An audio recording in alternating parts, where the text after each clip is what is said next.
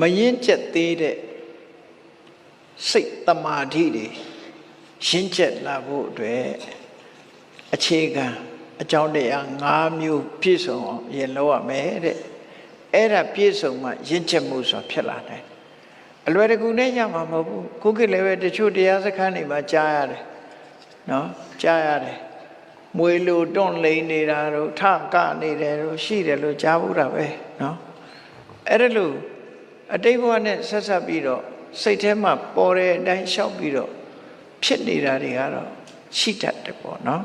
ရှိတတ်တယ်သို့တော့အဲ့ဒါတွေနောက်ကိုလိုက်ပြီးတော့မျောပါနေရမှာမဟုတ်ဘူးမိမိရဲ့တမာရီစွမ်းအားဝီရိယစွမ်းအားနဲ့ဒါတွေကိုဖယ်ရှားပြီးတရားကိုတေချာရှုမြင်အောင်ကြိုးစားရမှာဖြစ်တယ်အဲ့ဒါလို့မကြိုးစားလို့ရှိရင်ဒီပေါ်မှာပဲပေါ်လောမျောပြီးတော့ပါနေတတ်တယ်ပေါ့အခုမေဂိယမထေရကိုမြတ်စွာဘုရားဟောတဲ့တရားလေးတွေကိုမှတ်ထားပြီးဘာလို့ရတော့ဆိုမရင်ကျက်သေးတဲ့စေတောဝိမု ക്തി လို့ခေါ်တဲ့တမာရီစွမ်းအားစိတ်ရဲ့စံကျင်မဲ့ကိလေသာတွေကလွတ်မြောက်ကြောင်းတမာရီရဲ့စံကျင်မဲ့ကိလေသာတွေကလွတ်မြောက်ကြောင်းအတွက်အကြောင်းအထောက်အကူ၅မျိုးရှိတယ်တဲ့အဲ့ဒီ၅မျိုးကဘာတော့ဆိုရင်နံပါတ်1ကကလျာဏမိတ်တာဆရာကောင်းသမားကောင်းလို့တယ်နော်ဒါတွေကိုဖြောက်ပေးအောင်ဟောပြောပေးနိုင်တဲ့ဆရာကောင်းသမားကောင်းကလျာဏမိတ်တာမိတ်ကောင်းဆွေကောင်းလို့တယ်နံပါတ်1နောက်မိမိကိုယ်တိုင်ကကိုချင်းသီလပြည့်ဝဖို့လိုတယ်စင်ကြယ်တဲ့သီလရှိရမယ်သီလကျိုးပေါက်နေတာမျိုးတို့သီလမစင်မကြယ်ဖြစ်နေတာမျိုးတို့မဖြစ်စေရဘူးတဲ့နံပါတ်2ကသီလနဲ့ပြည့်စုံအောင်ကြိုးစားရမယ်တဲ့သီလနဲ့ပြည့်စုံတယ်ဆိုလို့ရှိရင်ကိုယ်သီလကိုယ်ဆင်ញင်လိုက်တာနဲ့စိတ်ထဲမှာကျင့်တဲ့အာရမှုတွေဖြစ်လာတယ်အဲ့ဒီလိုဖြစ်လာသည့်ထိအောင်ကိုယ်သီလဆိုပါစို့၅ပါးသီလစောင့်တည်ထားရင်၅ပါးသီလငါဘယ်တော့မှမကျူးလွန်ဘူးငါစောင့်တည်လိုက်တဲ့အချိန်က၅ပါးသီလငုတ်တဏ္ဍမှာပြည့်စုံတယ်ကျင့်တ်ဆရာကောင်းတယ်ငါဘဝမှာဒါအာကိုတစ်ခုကြီးရပြီလို့စိတ်ထဲမှာကျင့်တ်လောက်အောင်၅ပါးသီလကိုစောင့်တည်ထားတယ်ဟောသီလရှိတယ်ပြီးတဲ့အခါကျတော့နံပါတ်3ကဘာတော့ဆိုရင်တရားစကားဒီတရားစကားကိုကြားနာဖို့ဆိုတာလည်းအရေးကြီးတယ်အဲ့ဒီတရားစကားဟာကမ္မထာအလုံးနဲ့အမြဲတမ်းသက်ဆိုင်တဲ့သီလတို့တမာရီတို့ပညာတို့ဆိုတဲ့ဒါတွေနဲ့ဘဝမှာဒီလောဘဆိုတာနေဖို့နော်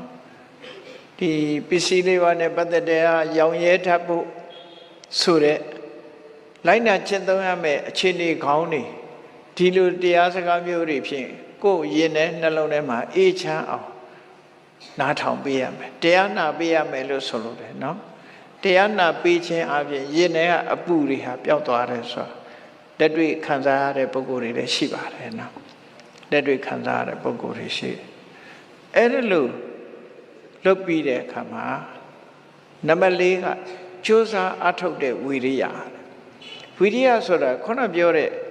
မမှန်ကန်တဲ့အတွေးတွေကိုရင်ထဲကတွန်းထုတ်ပြဖို့လို့ဆက်လက်ခံမနေရဘူးလက်ခံတာကိုလက်ခံလို့ဖြစ်တာဟုတ်ဒီအတွေးတွေပေါ်လာလို့ရှိရင်တွန်းထုတ်ဘာနဲ့တွန်းထုတ်အာယုံပြောင်းပြီးတွန်းထုတ်နော်အာယုံပြောင်းပြီးတော့တွန်းထုတ်အောင်အဲ့ဒါလို့တခုခုနဲ့ပြောင်းလဲပြီးကမ္မထာအာယုံနဲ့တွန်းထုတ်ပြတာဝီရိယလို့ခေါ်တယ်အာယုံနောက်မှာမျောပါမနေပဲနဲ့မိမိမှတ်မယ်ထွက်လေဝင်လေမှတ်မယ်ဆိုရင်ထွက်လေဝင်စီမရရအောင်မှတ်နော်မရရအောင်မှတ်တယ်အဲ့ဒါလို့ဝီရိယနဲ့ကြိုးစားအထုတ်ပြီးတဲ့အခါမှာနံပါတ်5ကပညာတဲ့အဲ့ဒီပညာတော့အရာရာမှာဆင်ញင်သုံးသပ်နိုင်တဲ့ပညာ